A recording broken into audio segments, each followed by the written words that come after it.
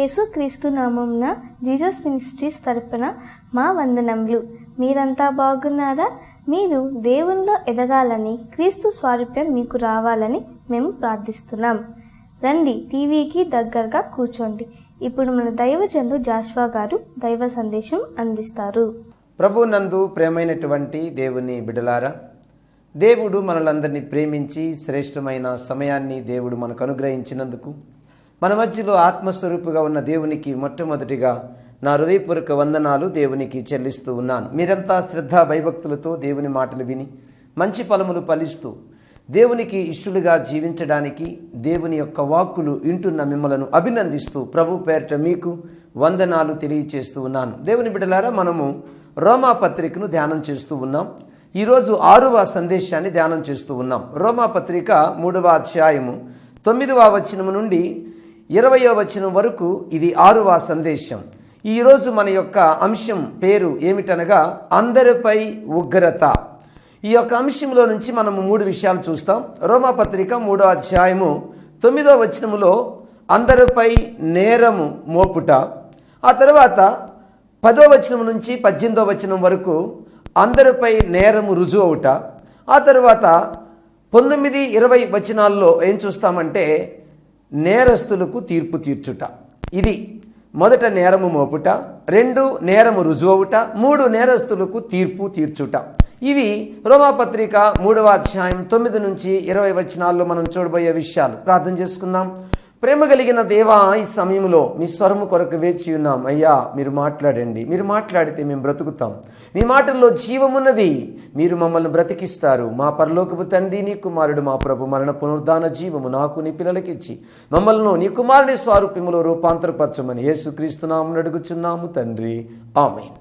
ప్రభు నందు ప్రేమైనటువంటి దేవుని బిడలారా, ఈ సందర్భంలో మనం చూడబోయే ప్రాముఖ్యమైన విషయం ఏమిటి అనగా, నెంబర్ 1, నేరము మోపుట. ఏ విషయంలో నేరము మోపబడింది? ఎవరెవరి విషయంలో నేరము మోపబడింది అని అంటే అందరి విషయంలో. అందరంటే ఎవరు? ఉదాహరణకి మనము గత పాఠాల్లో విన్న విషయం ఏమిటనగా, రోమాపత్రిక మనము 1వ అధ్యాయం 18వ వచనము నుండి చివరి వరకు అన్యునిపై దేవుని ఉగ్రత, అన్యునిపై దేవుని అన్యునిపై నేరము మోపబడింది. ఏంటి అన్యునిపై నేరము మోపబడింది అని మనం ఆలోచన చేస్తే ఆ సందర్భంలో ఒక విషయం మనకు అర్థమవుతుంది. అదేమిటనగా, రోమా పత్రిక 1వ అధ్యాయం 20వ వచనాన్ని జాగ్రత్తగా గమనిస్తే, దేవుడు ఈ సృష్టిని కలుగు చేసి ఈ సృష్టిని గురించి ఆలోచించినప్పుడు దేవుని గూర్చిన దైవత్వం, దేవుని గూర్చిన జ్ఞానం, దేవుని గూర్చిన విషయాలు అర్థమవుతాయి. అయితే వారు ఎందుకు దేవుని గురించి ఆలోచన చేయలేదు అని అంటే, వారి దుర్నీతి చేత సత్యమును అడ్డగిస్తూ వచ్చారు. దేవుడు వారికి అడ్డమైనాడు. ఎట్లా? వారు తమ ఇష్టానుసారంగా బ్రతకాలి అని అంటే సత్యం వాళ్ళకి అడ్డమైంది, దేవుడు వాళ్ళకి అడ్డమయ్యాడు. అందుకని వాళ్ళు ఏం చేశారు? దేవుణ్ణి పక్కన పెట్టి వారు తన ఇచ్చను నెరవేర్చుకున్నారు. ఆ కారణము చేత రోమాపత్రిక 1వ అధ్యాయం 28వ వచనములో వారు మనస్సులో దేవునికి చోటివ్వలేదు అంటే వారిని దేవుడు భ్రష్ట మనసుకు అప్పగించాడు. దీన్ని బట్టి మనకి ఏమర్థమవుతుంది అని అంటే, అన్యునిపై దేవుని ఉగ్రత అంటే వారిపై నేరము మోపబడింది. నేరం మోపడం అంటే అర్థం ఏంటి? వాళ్ళు మనస్సాక్షిని బట్టి నీతిగా జీవించలేదు కాబట్టి ఖచ్చితంగా వారిపై నేరము మోపబడుతుంది అనే విషయం. ఆ తర్వాత మనము రోమాపత్రిక 2వ అధ్యాయము అక్కడ 2వ వచనాన్ని జాగ్రత్తగా మనం గమనిస్తే అక్కడ ఇంకొక ప్రాముఖ్యమైన విషయాన్ని గమనించవచ్చు. అదేంటంటే, అక్కడ నీతిమంతునిపై దేవుని ఉగ్రత అంటే నీతిమంతునిపై నేరము మోపుట. ఏంటి అక్కడనంటే, ధర్మశాస్త్ర సంబంధమైన క్రియలు మేము చేస్తున్నాం కాబట్టి మేము నీతిమంతులమని. అయితే అక్కడ ఏం చెప్తుంది రోమాపత్రిక 2వ అధ్యాయం 2వ వచనం అంటే, ఇదిగో ఎదటవానికి తీర్పు తీర్చు నీవు తీర్పు తీర్చుకోవా? నీవును అట్టి కార్యములే చేయుచున్నావు కదా. అంటే రోమాపత్రిక 1వ అధ్యాయం 18 నుంచి అన్యుడు ఎలా నశించాడో, అన్యుడు ఎలా చెడ్డ కార్యములు చేస్తూ ఉన్నాడో, అలాగే నీతిమంతుణ్ణి అని అనుకుంటున్న వ్యక్తి కూడా అవే చెడ్డ కార్యాలు చేస్తున్నాడు కనుక ఇతనిపై కూడా నేరము మోపబడినది. ఇక 3వ విషయం ఏంటి? 2వ అధ్యాయము 21వ వచనాన్ని మనం జాగ్రత్తగా గమనిస్తే అక్కడ యూదునిపై దేవుని ఉగ్రత, యూదునిపై కూడా నేరము మోపబడింది. అక్కడ బోధించే ఎదుటవానికి బోధించే నీవు బోధించుకోవా అనేటువంటి విషయాన్ని మనం ఆ సందర్భంలో చూస్తాం. అంటే ఈ విధముగా అందరిపై, అన్యునిపై, బోధించేవానిపై, అలాగే బోధ వినే యూదులపై, లేక ఆ బోధ సంబంధమైన ధర్మశాస్త్ర సంబంధమైన క్రియలు అనుసరించే వారిపై, అందరిపై భూప్రపంచములో ఏ భేదమును లేదు. అందరూ పాపము చేసి దేవుని అనుగ్రహించు మహిమను పొందలేకపోతున్నారన్న మాటను బట్టి అందరూ కూడా మరి దేవుని యొక్క ఉగ్రతకు గురయ్యారు. ఎట్లనగా అందరిపై నేరము మోపబడింది. ఎట్లా నేరము మోపబడింది అనంటే, వారు మనసాక్షిని బట్టి గాని, ధర్మశాస్త్రమును బట్టి గాని, ధర్మశాస్త్ర సంబంధమైన క్రియలను బట్టి గాని ఎవ్వరూ నీతిమంతులుగా జీవించలేదు గనుక అందరిపై నేరము మోపబడింది అనే విషయాన్ని మనం అర్థం చేసుకోవాలి. ఈ సందర్భంలో మనము రెండో విషయాన్ని గమనిద్దాం. ఇప్పుడు 19వ వచనము 10వ వచనము నుండి 18వ వచనము వరకు ఉన్న విషయాలు మనం చూడబోతూ ఉన్నాం. ఇక్కడ మీరు కన్ఫ్యూజ్ కాకుండా ఉండవలసిన విషయం ఏంటంటే, రోమాపత్రిక 3వ అధ్యాయము 9వ వచనములో ఒక్క మాట ఏంటంటే, ఇదివరకే దోషారోపణ చేయబడింది అనే మాటను బట్టి అందరిపై నేరము మోపబడింది అనే విషయం ఇప్పటి వరకు మనం చూసాం. ఇప్పుడు 10వ వచనం నుంచి 18వ వచనం వరకు రెండో భాగం అదేంటంటే నేరము రుజువవుట. నేరము రుజువవుట అనే పదములో 3 ప్రాముఖ్యమైన విషయాలు మనం చూస్తాం. రాయబడిన ప్రకారం 10వ వచనంలో ఉంటుంది. ఆ రోమపత్రిక 3వ అధ్యాయం 11వ వచనానికి వచ్చేటప్పటికి ఆ 3 మాటలు కనబడతాయి. ఏంటి? 1 నీతిమంతుడు లేడు, 2 గ్రహించువాడు లేడు, 3 దేవుణ్ణి వెదుకువాడు లేడు. ఇక్కడ నీతిమంతుడు లేడంటే అర్థం ఏమిటి చెప్తాను. దాని భావం ఏంటంటే, ధర్మశాస్త్ర సంబంధమైన క్రియలను బట్టి గాని, అలాగే ధర్మశాస్త్ర సంబంధమైన క్రియలను బట్టే కాక వాళ్ళ హృదయములో ఉన్న మనస్సాక్షిని బట్టి గాని ఎట్టి పరిస్థితుల్లో వారు నీతిమంతులు కాలేకపోయారు. అంటే వారి క్రియల వల్ల మంచిగా బ్రతకాలని, మంచిగా జీవించాలని వారు అనుకున్నప్పటికీ కూడా వారు నీతిమంతులుగా బ్రతకలేకపోయారు. వారు నీతిమంతులుగా బ్రతకలేకపోయారు అనంటే ఏమయ్యారు? వారు నీతిమంతులు కాలేదన్నమాట. అట్లయినచో బైబిల్ ఏం చెప్తుందో అది కూడా విందామా? ప్రసంగి గ్రంథం 7వ అధ్యాయం 20వ వచనాన్ని గమనిస్తే, అందరూ పాపము చేస్తున్నారు, మేలు చేయువాడు ఒక్కడును లేడు, నీతిమంతుడును లేడు అని రాయబడి ఉంది. అంటే పాపము చేయకుండా క్రియల మూలంగా ఎవ్వరూ నీతిమంతులు కాలేరు.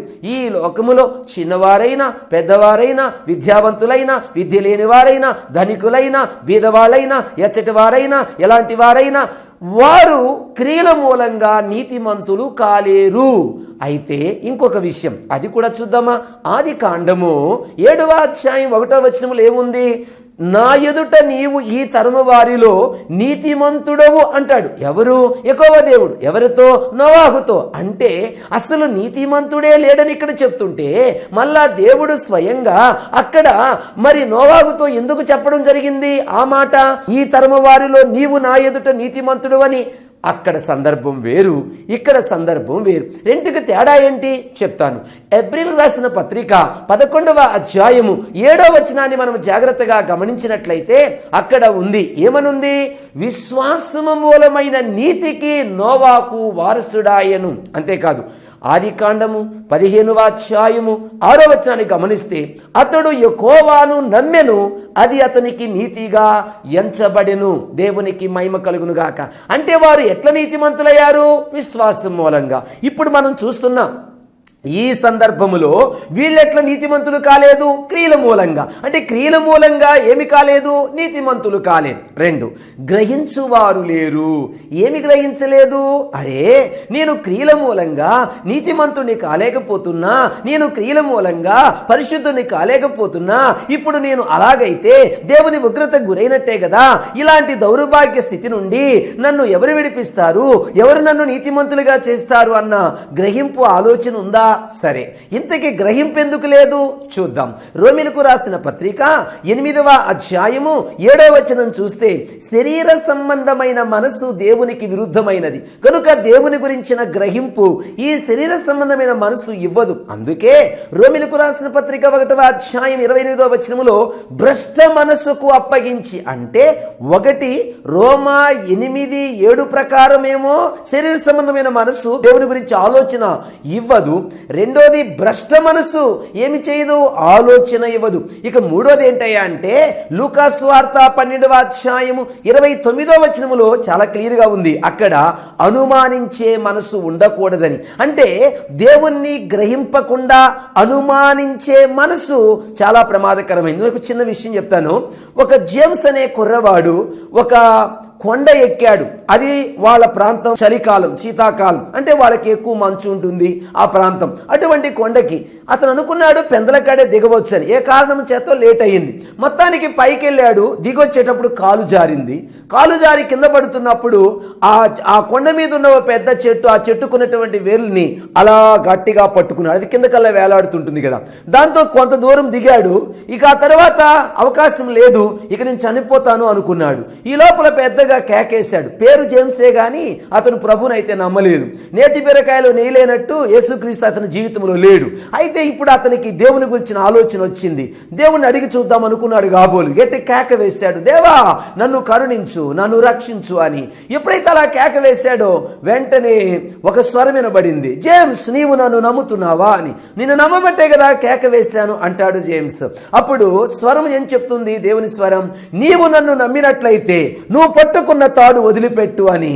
అప్పుడు అతను అంటాడు, ఇంతకాలం నిన్ను నమ్మలేదని నా మీద కక్ష తీర్చుకోవడానికి తాడు వదలమంటున్నావా? నేను వదలనని ఇంకా తాడు గట్టిగా ముడేసుకున్నాడు. ఈ లోపల చలి ఎక్కువైంది, మంచు ఎక్కువైంది, బిగుసుకుపోయి చనిపోయాడు. తెల్లవారు నా దారిలో కొంతమంది వచ్చి చూస్తే ఈ జేమ్స్కును కింద భూమికి 2 అడుగులు తేడా ఉంది.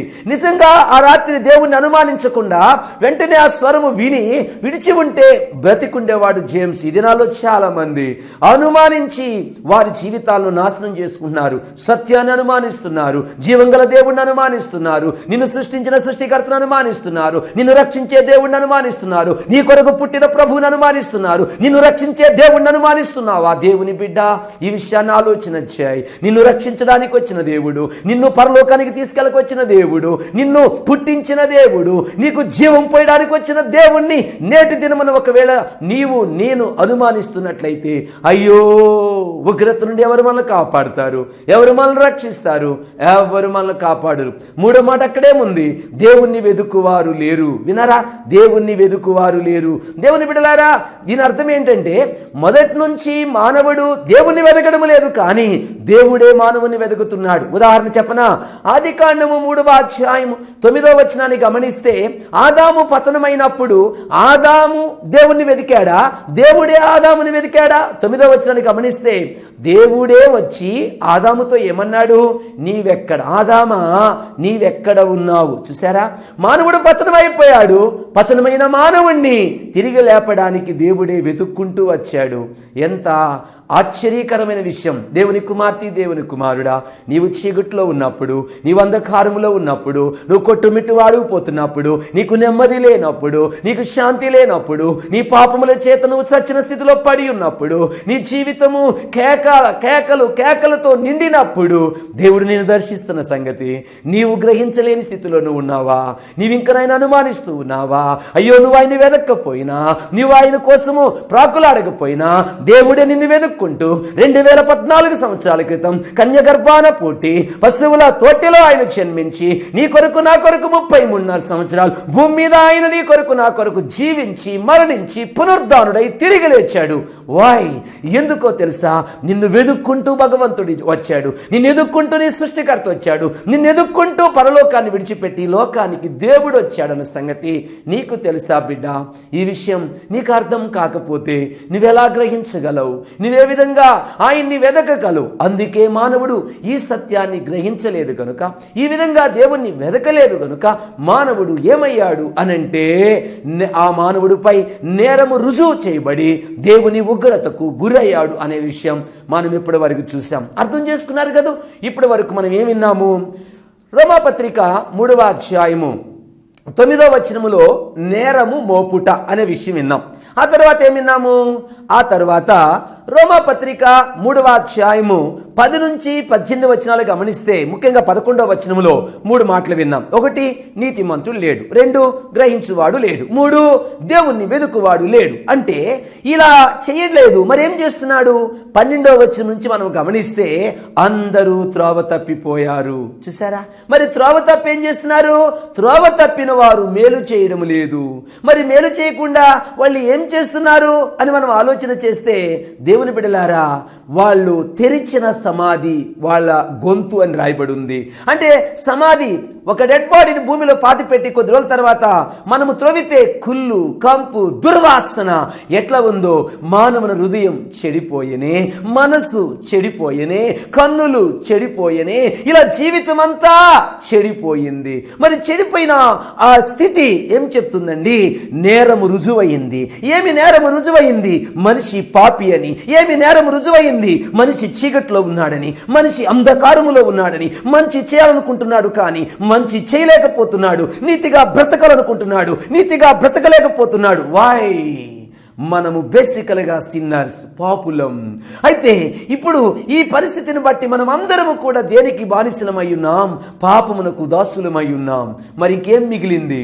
ఆ తరువాత మనం కింద వచనాలు అనగా 19, 20 వచనాలు, రోమపత్రిక 3వ అధ్యాయం 19, 20 వచనాలు జాగ్రత్తగా గమనిస్తే, దేవుని బిడ్డలారా, అక్కడ మనకు అర్థమయ్యే ప్రాముఖ్యమైన విషయం ఒకటి ఉంది. అది ఏమిటనగా అక్కడ చూస్తాం, ఇక అందరూ నోరు ముయ్యాల్సిందే. చూసారా? అంటే ఇక్కడ దాని అర్థం ఏమిటి? ప్రతి ఒక్కరూ కూడా ఈ నేరము మోపబడింది. 2, నేరము రుజువు చేయబడింది. నేరము ఊరికే నేరము మోపితే ఎవరైనా ఒప్పుకుంటారా అండి? ఒప్పుకోరు. మరి ఏమి రుజువు చేయాలి? నేరము రుజువు చేయాలి. ఎట్లా రుజువు చేయాలి? ఎక్కడెక్కడ ఏ ఏ విషయాల్లో మనిషి చీకట్లో అంధకారములో మగ్గిపోతున్నాడో ఆ విషయం రుజువయింది. మరి నేరము రుజువైనప్పుడు మిగిలింది ఏంటండి? తీర్పు. దేనిపై? పాపంపై. ఏ తీర్పు? దేవుని ఉగ్రత తీర్పు. ఏమిటా తీర్పు? అగ్ని ఆరదు, పురుగు చావదు, నిత్య నరకాజ్ఞ గుండం. ఎవరు తప్పిస్తారు? మన కులమా? మన ఆస్త్యా? మన అంతస్తులా? మన జ్ఞానమా? మన విద్య? ఏమి మనం రక్షిస్తుందండి? ఎవ్వరు మనం రక్షించలేరు దేవుని పిల్లలారా. మరి ఎట్లా ఈ బయట నుండి, ఈ భయంకరమైన పరిస్థితి నుండి మనం బయటపడే మార్గం ఎట్లా? అందరూ దేవుని న్యాయపీఠం నిలబడి ఇక తన గురించి చెప్పుకోవడానికి ఏమీ లేదు. వై? ఎందుకని? అందరూ పాపంలో మగ్గిపోయి ఉన్నారు. మరి ఏం చెప్పుకోగలరండి? ఏమీ చెప్పుకోలేరు. మరి ఏం మూయాలి అంటే నోరు మౌనంగా పెట్టుకోవాలి. ఏమీ సమాధానం లేదు. మీకు చిన్న ఉదాహరణ చెప్పనా? ఓసారి ఏం జరిగిందంటే, ఒక పురుషుడు అంటే ఒక స్త్రీ భర్త చనిపోయాడు. ఆయన చనిపోయినప్పుడు ఆమె ఘోరంగా ఏడుస్తా ఉంది. అందరూ అనుకున్నారు ఈ భర్తని ఎంత ప్రేమించింది అని. ఆ ఏడుపును చూసి కొంతకాలం తర్వాత జరిగిన విషయం ఏంటంటే, ఈయన ఎక్కడైతే ఏ బరిల్ గ్రౌండ్ లో పాతి పెట్టారో అక్కడ స్థలం లేక ఒక రోజు తవ్వుతుంటే అక్కడ ఈయన పురి కనబడింది. అప్పుడు ఆ పురిని అలా తీసినప్పుడు గొల్లని సౌండ్ పురిలో వినబడింది. ఏంటా అని చూస్తే పురి లోన ఒక మేకు ఉంది. ఏంటా ఈ మేకని ఆ యొక్క బరిల్ తోట అధికారి దగ్గరికి ఆ మేకను పంపించడం జరిగింది. ఈయన ఆ రోజు ఆమె యొక్క భర్త చనిపోయేటప్పుడు ఆయన ఆ ఏడుపును చూస్తా ఉన్నాడు. ఈయనకి డౌట్ వచ్చింది, బహుశా ఈమెమైనా భర్తను చంపుంటదా అని. ఎందుకైనా మంచిది అని చెప్పి ఆ మేకు ఆయన జోబిలో వేసుకొని నేరుగా ఆమె ఇంటికి వెళ్ళి, అమ్మా ఆ మేకు సంగతి ఏంటి అన్నాడట. ఈయన వెళ్ళి వెంటనే ఆమె అని నోరు మూసేసిందట. అంటే అప్పుడు దాకా నా భర్త అయ్యో అన్యాయంగా చనిపోయాడే, అయ్యో నా భర్త ఎవరో చంపేశారే అని కేకలేసి అని అరిచిన ఆస్తి ఎప్పుడైతే మేకు విషయం బయటకు వచ్చిందో నోరు మూసిందండి. అదే రేపు ప్రపంచంలో జరగబోయేది. మానవుని యొక్క పాపముల చేత, మానవుని యొక్క అపరాధముల చేత చచ్చిన స్థితిలో మానవుడు ఉండగా దేవుని యొక్క న్యాయపీఠం ఎదుట లేక దేవుని జడ్జిమెంట్, ఫైనల్ జడ్జిమెంట్ ధవల సింహాసనం ఎదుట దేవుని యొక్క ఉగ్రత అందరి మీదకి వచ్చినప్పుడు మనిషి నేనే తప్పు చేయలేదు, నేను చాలా మంచివాడిని అని చెప్పుకోవడానికి ఏ ఆధారం లేదండి. ఏ ఆధారం లేదు. అందరూ దేవుని ఉగ్రతకి, అందరూ దేవుని యొక్క భయంకర ప్రచండమైన కోపానికి ఉగ్రత కావలసిందే. అయ్యో ఎవరు తప్పిస్తారు? మన కులమా? నో, ఎవ్వరు తప్పించలేరు. మరి దీనికి విరుగుడుందా? ఎట్లా మనం తప్పించబడగలము? దీనికి ఒక అద్భుతమైన మార్గం ఉంది. అది మీకు చెప్తాను, జాగ్రత్తగా వినండి. ఒక ఖైదీ చాలా కాలం జైల్లో ఉన్నాడు.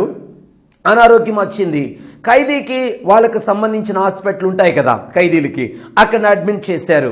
అతడు అక్కడ చావు బ్రతుకుల్లో గత పాపాన్ని గుర్తు తెచ్చుకొని ఘోరంగా ఏడుస్తున్నాడు. అయ్యో, నేను ఇట్ట చేశాను అట్ట చేశానని. కానీ అతనికి యేసు ప్రభు గురించి తెలియదు.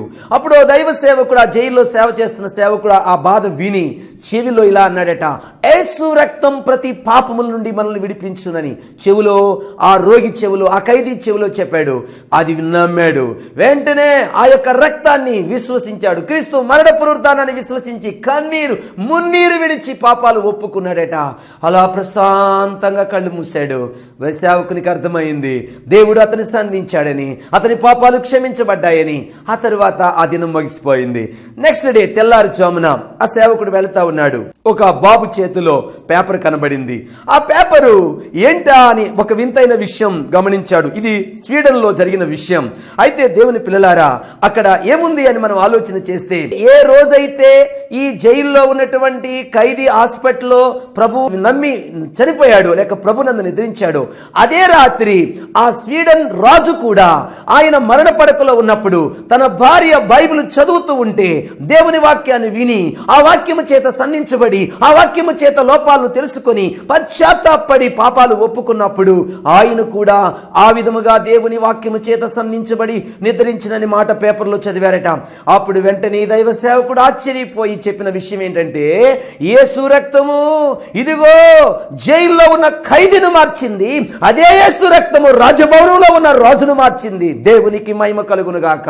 ఏమండి, అందరి పైన ఏమున్నది? ఉగ్రత. వాళ్ళు గొప్పవారైనా, వారు మేధావులైనా, వారు ఎచ్చటి వారైనా, ఎంతటి జ్ఞానవంతులైనా, ఎంతటి విద్యావంతులైనా అందరిపై ఏమున్నదండి? ఉగ్రత. అయితే ఈ ఉగ్రత నుండి, దేవుని తీర్పు నుండి ఎవరు కాపాడతారండి? ఎవరు రక్షిస్తారండి? యేసు రక్తం. అమ్మా బాబు, నీ కొరకు నా కొరకు యేసు ప్రభు ఈ లోకంలో ఎందుకు జన్మించాడు తెలుసా? నిన్ను నన్ను పాపపు ఊబిలో నుండి, దేవుని ఉగ్రత నుండి, తీర్పు నుండి మనం రక్షించి యుగ యుగాలు మనము మన తండ్రితో దేవుని రాజ్యములో ఉండడానికే దేవుడు మన కొరకు ఈ లోకములో జన్మించాడనే విషయాన్ని మనము అర్థం చేసుకోవాలి. మన కొరకు పుట్టిన యేసు, మన కొరకు జీవించిన యేసు, మన కొరకు ప్రాణం పెట్టిన యేసు, మన కొరకు మరణించి తిరిగి లేచిన యేసు యొక్క మరణ పునరుద్ధాన జీవం మనల్ని బ్రతికిస్తుంది, మనకు జీవం పోస్తుంది. ఈ విషయాన్ని మనము నమ్మకపోతే, ఈ విషయాన్ని విశ్వసించకపోతే, దేవుని బిడ్డలారా, ఏం మిగిలింది మన మీద అంటే ఉగ్రత. ఉగ్రత. ఎవరు తప్పిస్తారు? మనల్ని ఉగ్రత నుండి ఎవరు తప్పిస్తారు? ఇక్కడ ఒక విషయం మీకు చెప్తానండి, చాలా జాగ్రత్తగా వినాలి.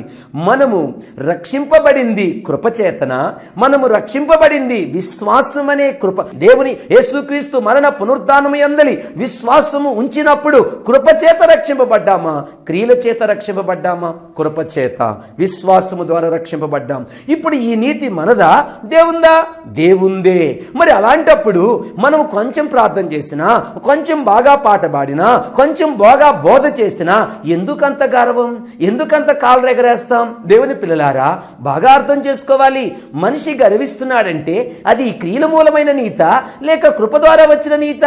క్రియల మూలమైన నీతి అయితే గర్విస్తాడు, కృప ద్వారా పొందిన నీతి అయితే గర్వించడానికి ఏమైనా అవకాశం ఉందా అండి? ఏమీ లేదు. మరి ఏం కలిగి ఉండాలి? దీనత్వం కలిగి ఉండాలి. ఎప్పటి వరకు కలిగి ఉండాలి దీనత్వము? శరీరం ఉన్నంత వరకు. ఆధ్యాత్మిక విషయములో, ఆత్మ విషయములో ఏం కలిగి ఉండాలండి? దీనత్వం కలిగి ఉండాలి. ఎందుకని? క్రియల చేత మనం ఏమి కాలేదు, నీతిమంతులము కాలేదు. మరి ఎలా నీతిమంతులమయ్యాము?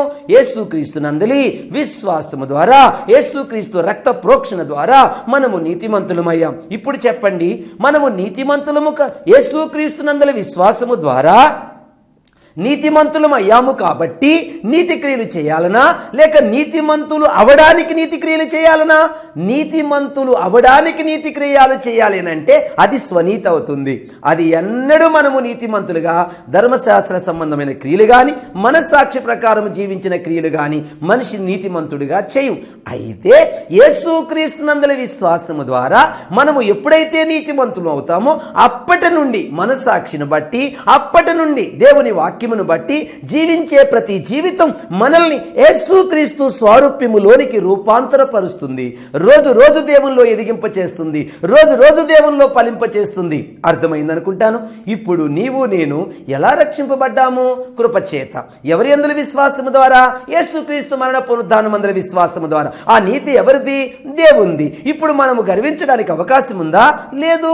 అలాంటప్పుడు ఎదుటి వాళ్ళని ఎందుకు చులకనగా చూస్తాం? వాళ్ళకంటే మనం గొప్పవాళ్ళగా ఎందుకు హెచ్చించుకుంటాం? వాళ్ళని ఎందుకు మనము మరి తక్కువగారుగా ఎంచుతాం? దీనంతటికి కారణం ఏమిటి అనంటే, నేను క్రియల చేత నీతిమంతుణ్ణి అయ్యాను అని భ్రమపడుతున్నామా?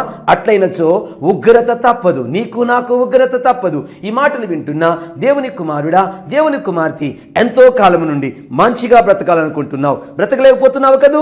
ఎంతో కాలం నుంచి ఎన్నో తప్పులు చేస్తూ అయ్యో చేయకూడదని మళ్ళీ తప్పులు చేస్తూనే ఉన్నావు కదూ. అయితే మీకు ఒక శుభవార్త.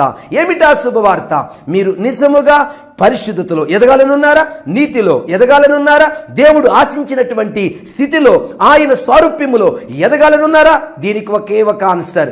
ఏమిటి ఆన్సర్? మీరు మీ స్వశక్తి మీద ఆధారపడక, మీ శక్తి మీద ఆధారపడక, మీరు దేవుని కృప మీద ఆధారపడండి. ఏ కృప ద్వారా మీరు రక్షింపబడ్డారో ఆ కృప మీద ఆధారపడి, ప్రభువా ఇది నా బలహీనత, ప్రభువా ఇది నా లోపం, ప్రభువా ఇది నా నిస్సాయ స్థితి, ప్రభువా ఇది నిన్ను బాధ పెట్టేటువంటి లోపం, దీని నుంచి నన్ను విడిపించమని నీవు కేక వేయి. రోమపత్రిక 7:24 ప్రకారం, అయ్యో నేనెంత దౌర్భాగ్యుణ్ణి, ఇట్టి మరణము నుండి నన్ను ఎవరు విడిపిస్తారని నీ నిస్సాయ స్థితిని చూసి నువ్వు కేక వేస్తే, రోమపత్రిక 8వ అధ్యాయం, అయ్యో ఇప్పుడు క్రీస్తు నందున్న వారికి ఏ శిక్షా విధి లేదు, పాప మరణముల నియమము నుండి ఆత్మ నియమం మనల్ని విడిపించును. అనగా మనము కృప మీద ఆధారపడినప్పుడు పరిశుద్ధాత్మ సహాయం ద్వారా, దేవుని శక్తి ద్వారా, దేవుని అభిషేకము ద్వారా మనము లోకాన్ని జయిస్తాం, చెడును జయిస్తాం, పాపాన్ని జయిస్తాం, స్వనీతిని జయిస్తాం, అన్ని జయిస్తాం, పరిశుద్ధతలో ఎదుగుతాం, నీతిలో ఎదుగుతాం, క్రీస్తు స్వరూప్యములో మనము రూపాంతరం చెందుతాం. దేవునికి మహిమ కలుగునుగాక.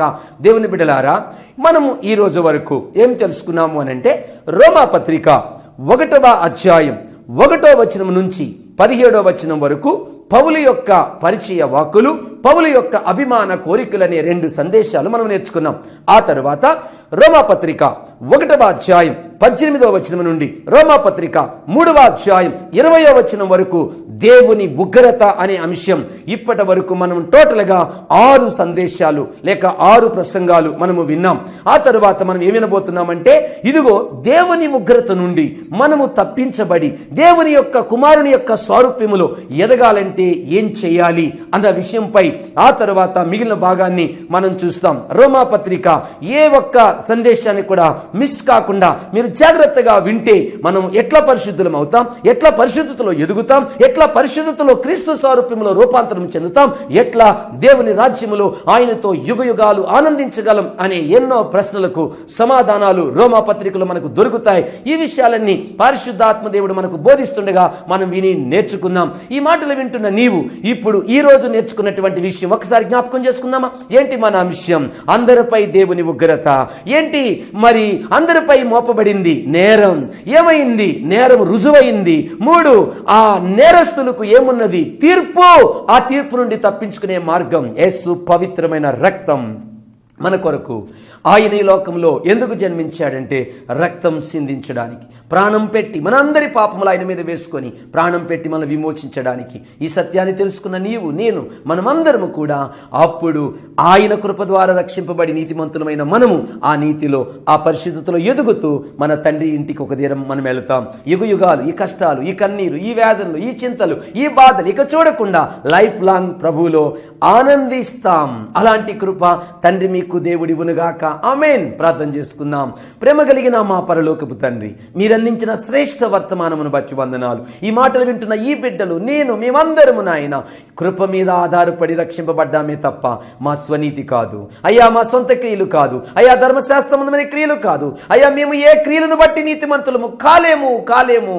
అది మేము తెలుసుకున్న సత్యం. ఎప్పుడైతే మేము కృప మీద ఆధారపడి అయ్యా నీ కుమారుని యొక్క రక్త ప్రోక్షణ కిందికి వచ్చామో పాపము నుండి శాపము నుండి విడిపించబడి రక్షింపబడి నీతిమంతులుగా తీర్చబడ్డాం విశ్వాసము ద్వారా. కాబట్టి విశ్వాసము ద్వారా నీతిమంతులైన మేము ఆ నీతిలో రోజు ఎదుగుతూ నీ కుమారుని స్వరూపములో రూపాంతరపరచబడి ఈ లోకాన్ని విడిచి నీ రాజ్యములో యుగ యుగాలు నీతో ఆనందించే భాగ్యం ఈ బిడ్డలకు నాకు మాకు దయచేయమని యేసుక్రీస్తు నామమున అడుగుచున్నాము తండ్రి, ఆమేన్. తండ్రి అయిన దేవుని ప్రేమ, ప్రభు అయిన యేసయ్య కృప, పరిశుద్ధాత్మ సన్నిధి, త్రియేక దైవ దీవెనలు సదాకాలం మీకు తోడయుండి నడిపించునుగాక, ఆమేన్. దైవాశిష్యులు. God bless you. వాక్యం జాగ్రత్తగా విన్నారు కదూ. మీ ఉత్తరాలకు మా చిరునామా, మా address Joshua foundation, door number 25-3-500 Netaji Nagar, 6వ వీధి, పద్మావతి సెంటర్, నెల్లూరు. మా ఫోన్ నంబర్ 08612323 మా వెబ్సైట్ www.jesusministries.in. మా మొదటి ఆరాధన ABM కాంపౌండ్ బ్యాక్ సైడ్ ఉదయం 8 గంటల నుంచి 10 గంటల వరకు. మా రెండవ ఆరాధన పద్మావతి సెంటర్, నేతాజీ నగర్, 2వ వీధిలో ఉదయం 10:30 నుండి 12:30 వరకు. మరియు మా మూడవ ఆరాధన పద్మావతి సెంటర్ లో రాత్రి 6:30 నుండి 8:30 వరకు. మళ్ళీ ఇదే రోజు ఇదే సమయానికి కలుద్దాం. Praise the lord.